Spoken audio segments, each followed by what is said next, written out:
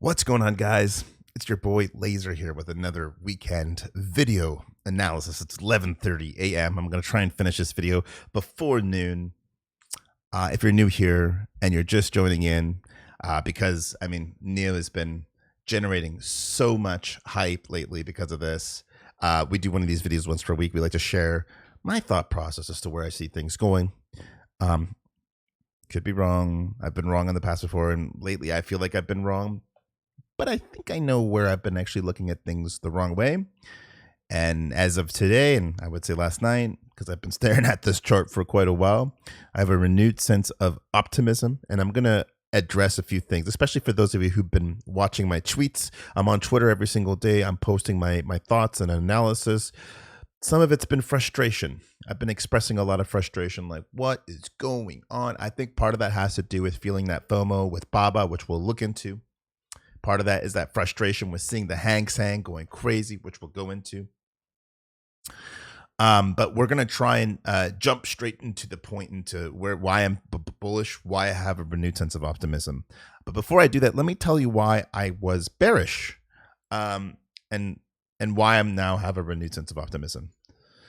I've been bearish here because the 200-day moving average on my custom velocity indicator made a lower low, and traditionally and historically, when that has happened, you've gotten on the 200-day moving average, when that has happened, you've typically gotten a short rally followed by lower lows, and you can see this as you go to the left, actually. Lower lows. Now that doesn't now I have a renewed sense of optimism for a couple of different reasons, because the indicator is not meant as a Bible. It's not meant as a way that you're supposed to just use it as the be all end all. It could be wrong. It's supposed to be used as a tool to find confluence. Traditional technical analysis is just looking at the actual chart itself, not an indicator. Looking at an indicator like this is meant to assist you. It's not meant to be the primary. It's a secondary. And so I want to show you something here real quick. We'll come right back into NIO, and we're going to talk about Baba here. But I want to point out to you that Baba also made a lower low on the 200-day moving average. And that did not stop Baba, a huge company like Baba, riding 80% to the upside. Is it 80%? From the bottom? Yeah, 80%. Absolutely insane. And I also, while we're here on Baba, I want to point something out here to you, okay? So we had this first downtrend here, and it broke out of it. Obviously, you can see with that big 7% day. Now notice, it's so similar to NIO, where it had that smaller lift. But notice that if you draw it like that, Baba was able to break out of it pretty quick. It was also able to break back into its channel. It ended up riding right to the top, which I talked about in Baba, 130. It even broke above. This is a good illustration of how it breaks above. Now that it's broken above, I would not be short this stock personally. I think it started targeting 172, 173, depending on how fast it wants to get there, maybe 174. Doesn't have to stop there. We can keep doing this all day, every day, but I have a very renewed sense of optimism. Now, I really want you guys to just stop and pay attention real quick here to the fact, let's just delete this. Pay attention to the 1 and 2. Now let's dive back into NIO. This is where a lot of my frustrations were coming from, okay? Because I actually, if you notice, we're going to jump back and forth. It was there, it dropped, and it made a higher high. You go into Baba, it was there, and it dropped a little bit high, and it pumped up a little bit higher. So that was your 2. Your 1 and 2. Now the difference between NIO and Baba is NIO. So Baba broke out right around January 21st, which was, this is when Baba broke out, right there. NIO only broke out on the 14th. Okay, so it's 24 days behind, actually. 24 days behind. And I think that's where a lot of frustrations kind of are coming from. But it's now officially completed kind of a similar setup to Baba. Now, I think part of people that have been watching me have noticed that I've kind of had it drawn out like this. And I think that's honestly part of my mistake here, is because, and it added a lot of frustration because I'm like, it broke down and it met my conditions of breaking 2 trend lines. We should be riding higher. Like, we should be riding higher, and we just been kind of straight. But when you draw it like this,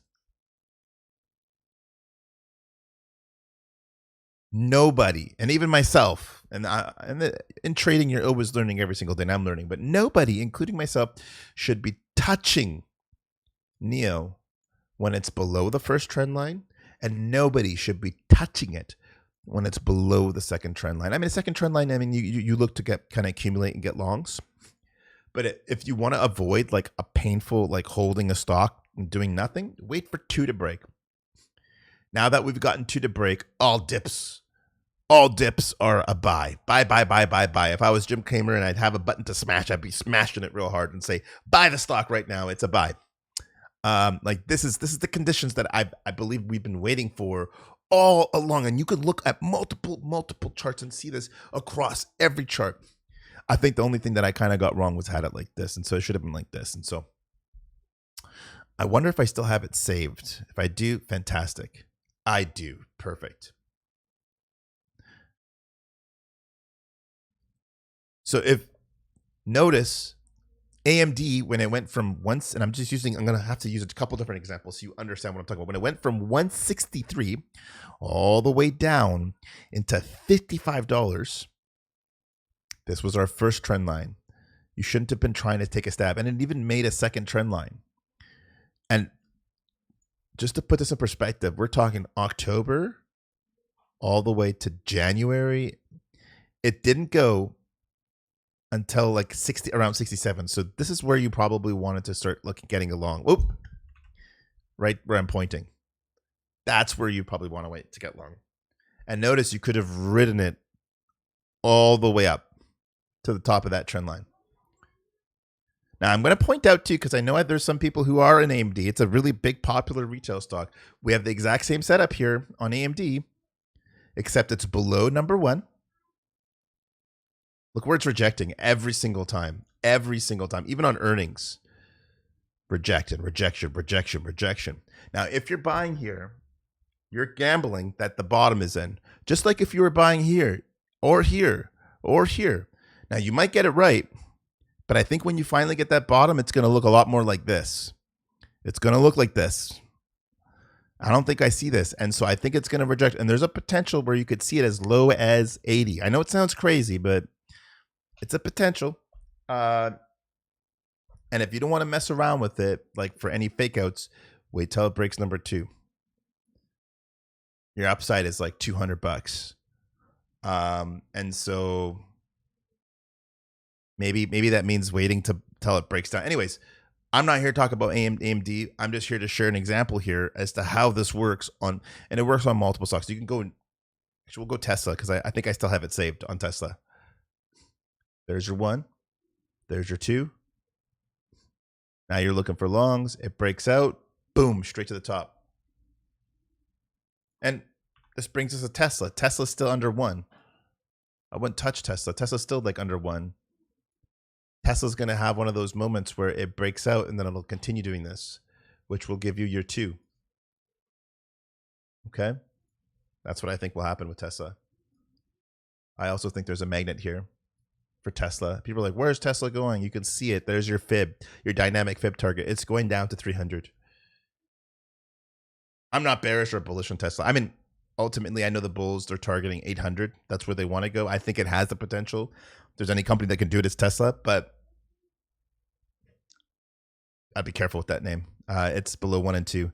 So we go back to NIO here. We got the 1 and 2. And we're ready to target the top of this resistance. Okay. And again, like I mentioned, I was concerned with NIO making a lower low on the 200-day moving average. But case in point, BABA did that, and it didn't stop BABA. And that's the whole point here: is indicators are meant as confluence tools. They're not the be all end all. And take a look. But let me erase this and make it as clean as possible. What's the elephant in the room here on this chart? Now, at what point did NIO start to change its character? Bottomed. Don't you see how much higher that is? In the bottom there? That's a huge, that looks great. And this looks like a bottom to me. And it also, it's the fact that it's closing way higher than 360 over a longer period of time. Like, it's never been consolidating for this long. I mean, like 143 days. We are on like 144 days. Actually, I've never looked at it, but let's look quickly at the 2 weeks. Yeah, I mean, like, I would argue that technically the reversal is in. It's pushing higher. It just needs to get way higher here now. Another change of character on NIO, by the way, and this comes from my renewed sense of optimism. Like, I think next week's going to be a good week, you guys. You're watching here trying to like where am I going? I'm feeling good about next week. Lower high, lower high, lower high, lower high. What do we have here? Lower high, lower high, lower high, lower high. Change of character. Higher high. Beautiful. Okay. That's another change of character here. And this is great. The higher high.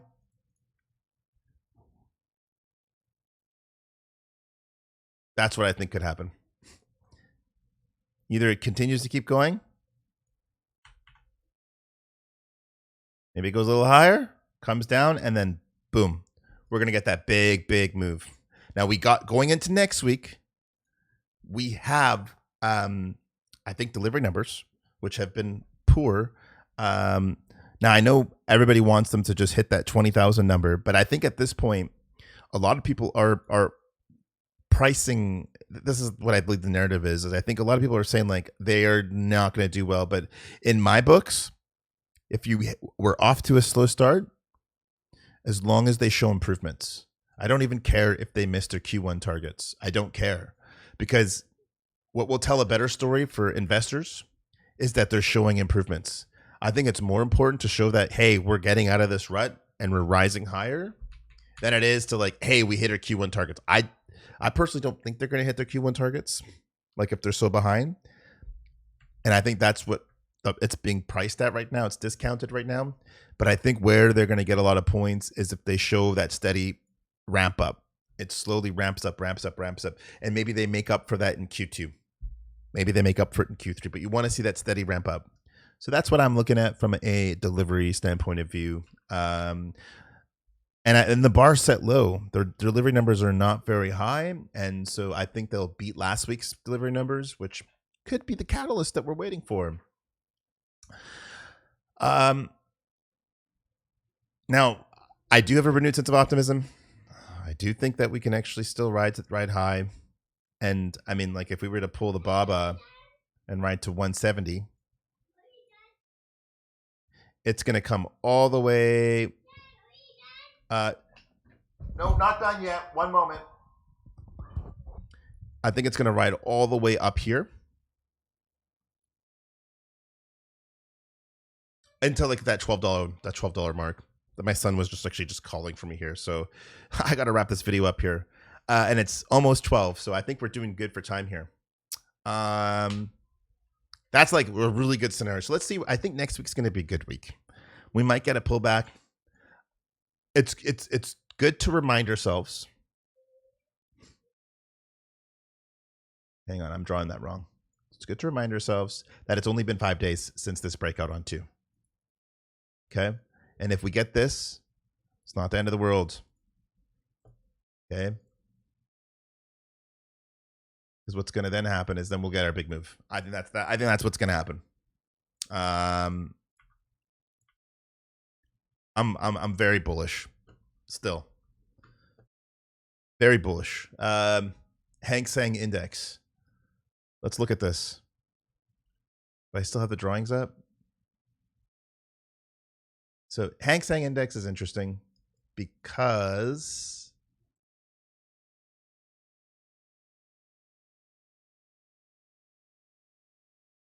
did I do that right? I screwed this up. There we go.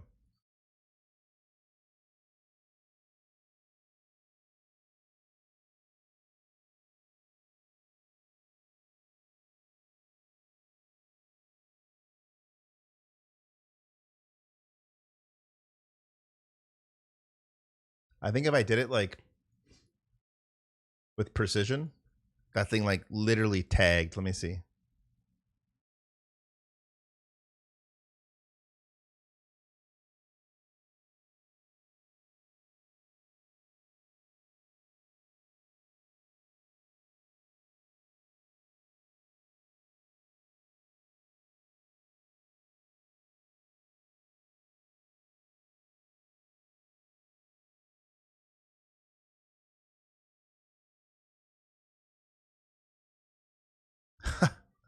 So we're right at the top of that channel there, actually, guys. Sorry, I needed to draw that. I think it's very interesting. We're at the top of the channel. You look at the 24-hour time frame here, and you look historically where that velocity, and this is just me like trying to like get a good sense of where things are going. It still hasn't had the move that we saw from here, from a velocity standpoint of view. But what's interesting is if you look from a historic perspective where it's at right now, that was your top. That was your top. Didn't even make it there. Made it top here. Topped out here. Now there's been times where it's broken above that. And a break above means it's going crazy. Does it go further back? I think it does go further back, but my data doesn't let me go further back. But this is all that I'll say. I'm gonna make it nice and simple here. This is it. So I want to get this video done in the next 6 minutes here. Tweeted about this. I talked about this in my last video.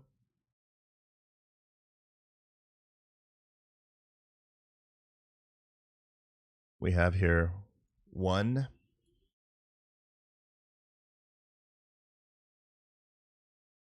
And we have 2. So long as we're holding above 2, it remains bullish. That's it. I think what you could see, we could see this. It looked like a pretty decent red candle. We could see it kind of ride back down into the bottom of 23 and continue to ride higher. I mean, in an ideal scenario, we really just want this to break back above and create another long setup here. We want it to go up. If it cracks above that, like if it cracks above 24, I think it's just going to go crazy because 24, let's see if I can get it. Where is it? 24 is like right there. 2370. That's where resistance is, okay? So it needs to get above that on that parallel channel. And if it does, just like Baba did, Baba's kind of leading the way, but if it does, we're targeting like 27. And there's some confluence there. You want to see where that confluence comes from?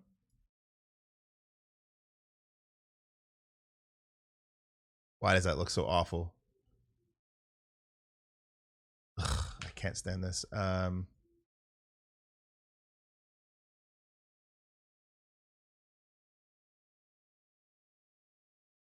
Confluence comes from this.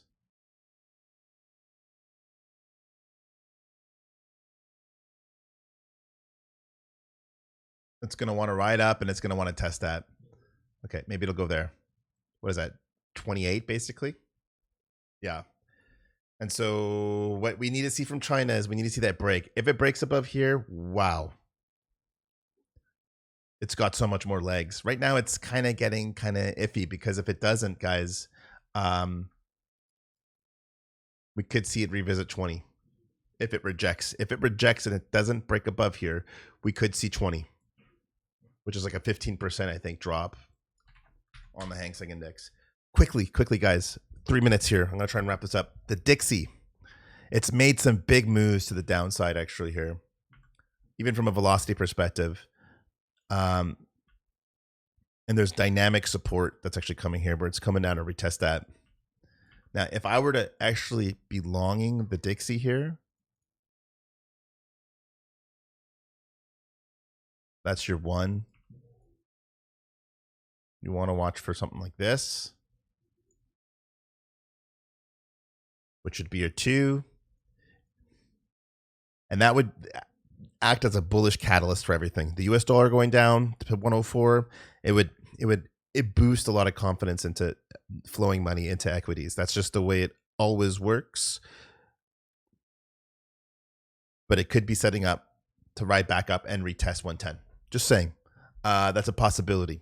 I don't want to do a deep dive on the Dixie, to be honest. I don't.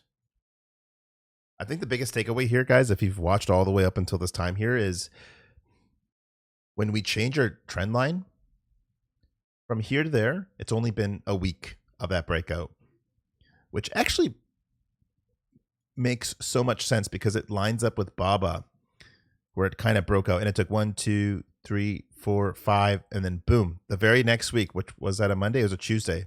It started ripping and going higher. We could get something very, very, very, very similar here, guys. It's finally got that same setup, actually. And I think where I kind of got things wrong and timing wrong, because obviously I've been wrong on that, has been where I've been drawing that trend line. Should have been like that. Which has obviously gotten us like confused throughout this. Like, why is it not running? Well, it's only now broken out for 5 days. So let's hang tight and see where it goes next week. I think it's going to be fun. NIO is going to be really fun going into next week. It looks great. I don't think I missed anything. If I did miss something and you guys have some questions, let me know. If I mix my words up, which I sometimes do when I'm trying to talk really fast, I apologize. But again, if you have any questions, if you have any comments, let me know in the comment section below in my YouTube video. I'll be doing my best to answer it. And of course, if you're not already following me on Twitter, follow me on Twitter. I do like to post my thoughts and my updates throughout the week. And again, thank you guys so much for supporting me. Don't forget to smash the like button, hit the subscribe button if you want to get updates for when I actually post my next video. It's 12 o'clock, perfect timing. I hope you guys have a wonderful weekend. We'll catch you guys on Twitter on Monday morning. Cheers and take care.